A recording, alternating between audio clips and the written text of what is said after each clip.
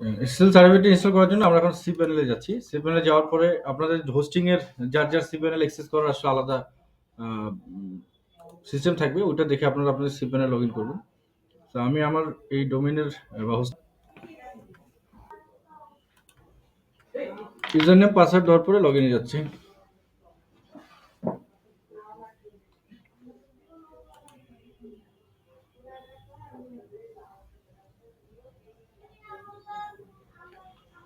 আচ্ছা, লগইন হওয়ার পরে আমরা এখন এসএসএল সার্টিফিকেট ইনস্টল করব। সো এসএসএল সার্টিফিকেট করার জন্য আমরা এখন এখানে গিয়ে যদি লিখি SSL TLS SSL status SSL, আমরা আসলে এসএসএল টিএলএস এখানে যাই সিকিউরিটি।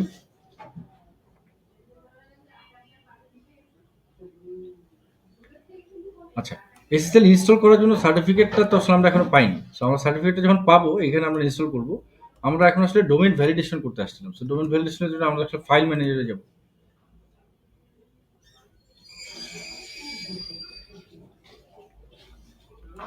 ফাইল ম্যানেজারে আসার পরে আমরা পাবলিক এইচটিএমএল এ যাচ্ছি। অনেক সময় আপনারা দেখবেন যে আপনাদের হোস্টিং এ অলরেডি আসলে এই যে যেই ফোল্ডারটা এখানে তৈরি করতে বলা হয়েছে, যেটা এখানে দেখলাম আমরা যে ডট ওয়েল নোন পিকেআই ভ্যালিডেশন, হ্যাঁ, এই ফোল্ডারটা আপনারা অনেক সময় দেখবেন যে তৈরি করাই আছে। যেমন আমরা দেখতে পাচ্ছি আমাদের হোস্টিং এ এটা তৈরি করা আছে। যদি এটা না থাকতো তাহলে আমরা সিম্পলি এখানে যে ক্লিক ফোল্ডার দিয়ে ডট ওয়েল নোন এই নামে একটা ফোল্ডার তৈরি করতাম।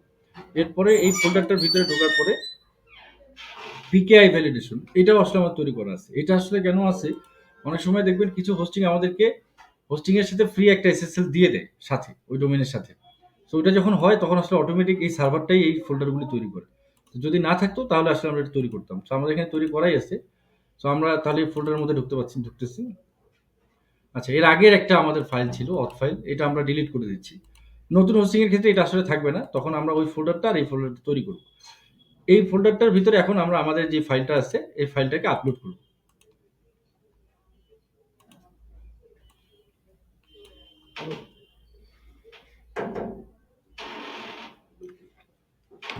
আচ্ছা, আমাদের ফাইলটা আপলোড হয়ে গেছে। আপলোড হয়ে যাওয়ার পরে এখন সিম্পলি আমরা যদি এখন আমাদের ভেরিফাই ডোমেইন এখানে যাওয়ার পরে এখানে বলা ছিল যে আমাদের আসলে লিঙ্কটাতে ক্লিক করতে হবে। এখানে বলে make sure your file is available under the following link.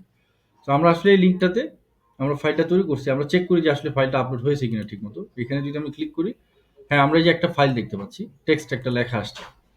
Simple আমরা যদি আবার এই লিঙ্কটাতে ক্লিক করি, হ্যাঁ, আমরা এই একই একটা টেক্সট ফাইলের একটা লেখা পাচ্ছি কোমোডো। সো আমাদের আসলে ফাইলটা ঠিকভাবে আপলোড হয়েছে। যদি এটা আপলোড না হতো তাহলে আসলে আমরা এটা পেতাম না।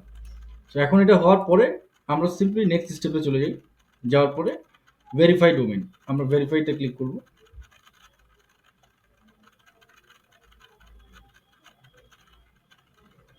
আচ্ছা, congratulation your SSL certificate is issued. হ্যাঁ, congratulation your domain have been verified. এটা ভেরিফাই হয়ে গেছে এবং the system is issuing your certificate. একটা সার্টিফিকেট তৈরি হচ্ছে, ঠিক আছে? এই সার্টিফিকেটটা আমরা একটু পরে ডাউনলোড করতে পারবো।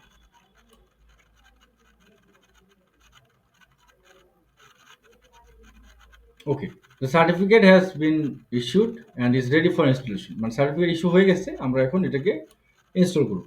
ইনস্টল করার জন্য আমরা ডাউনলোড সার্টিফিকেট এইটাতে যদি ক্লিক করি, এখানে আমরা সার্টিফিকেটটা ডাউনলোড করতে পারবো। আচ্ছা, এটা একটা জিপ ফাইল ডাউনলোড হলো। এটাকে আমি এখন এক্সট্রাক্ট করবো আমরা জিপ ফাইলটাকে। ওকে, এই ফোল্ডারটার ভিতরে ঢুকলে আমরা দেখবো এখানে আসলে তিনটা ফাইল আছে। একটা হচ্ছে সিএ বান্ডেল, একটা হচ্ছে সার্টিফিকেট, একটা হচ্ছে প্রাইভেট কি। তো আমরা এখন এই তিনটা ফাইল ইউজ করে আমাদের ডোমেইনে এই ফ্রি সার্টিফিকেটটাকে এসএসএল সার্টিফিকেটটাকে ইনস্টল করব। তো আমরা এখন তাহলে নেক্সট স্টেপে চলে যাচ্ছি। এর আগে আমি আসলে আমার ব্রাউজারের এই ট্যাবটা আমাদের আসলে এখন প্রয়োজন হবে না। আমাদের সার্টিফিকেট ইস্যু হয়ে গেছে, এটার প্রয়োজন নেই। এটাও আমরা বন্ধ করে দিচ্ছি। আচ্ছা, এবার আমরা এই যেটা ফাইল আপলোড করেছিলাম এটাও বন্ধ করে দিই।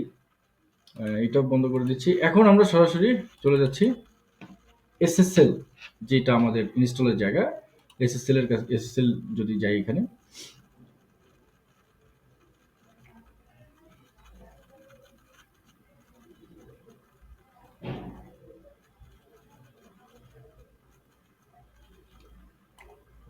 ওকে, এসএসএল ইনস্টল করার জন্য এখানে আসলে আমরা এই যে তিনটা জায়গা দেখতে পাই, সরি তিনটা আমরা ফাইল দেখেছিলাম আমাদের ফোল্ডারের মধ্যে। এখানেও আমরা আসলে তিনটা জিনিস দেখতেছি।